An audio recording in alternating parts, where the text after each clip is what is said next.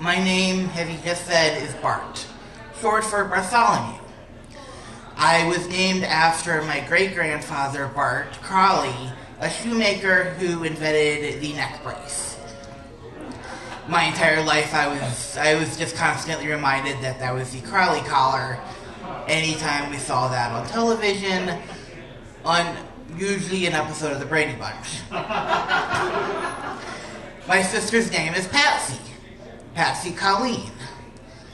She continuously has to remind people, no, yes, it is like Patsy Cline, but no, she was not named after Patsy Cline. She was named after a Disney cartoon.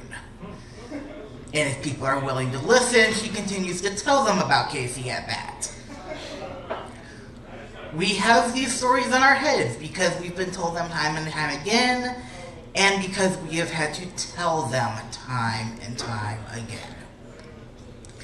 Thing with my name, though, is either people look at me and think, and hear the name and think, okay, he's really old. So, named after Bart Maverick, or really young, they're not entirely sure, and when they finally get to the time period, it's like, The Simpsons. That's right, he was named after The Simpsons. It's like, no, I wasn't named after The Simpsons. I'm sorry. I am not that old. I am not that young, but thank you. That's possible. So my entire life, I grew up with everyone just associating me with Bart Simpson. Couldn't get a stamp, couldn't get a keychain with my name on it, but everyone knew Bart Simpson, and that's what they were going to call me.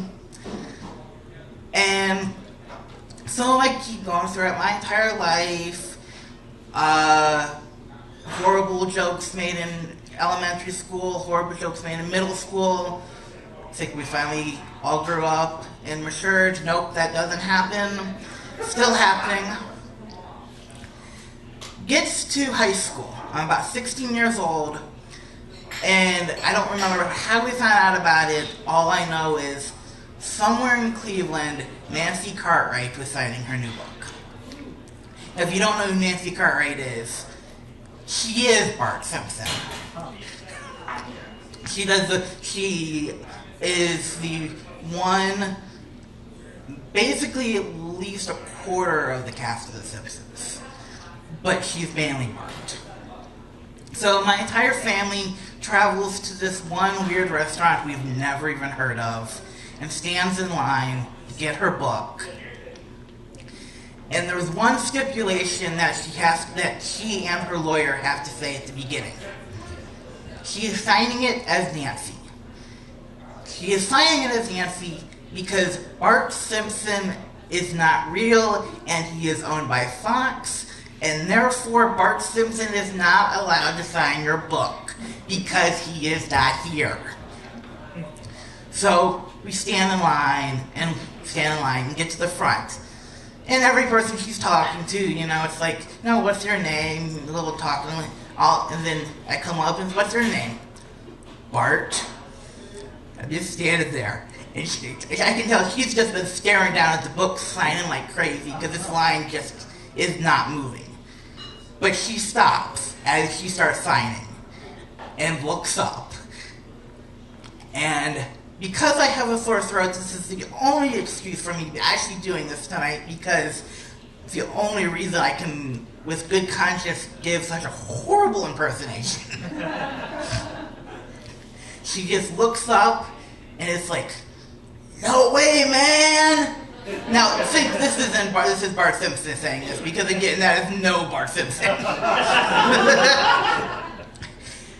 And she was so excited because that was the first and only book she was allowed to sign to Bart from Bart.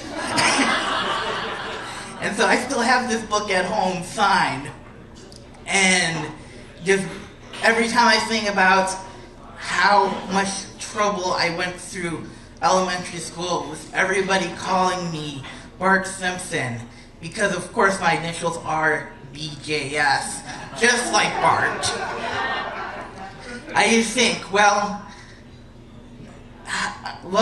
I had that trouble, but I'm the only one who got to have Bart Simpson sign a book for him.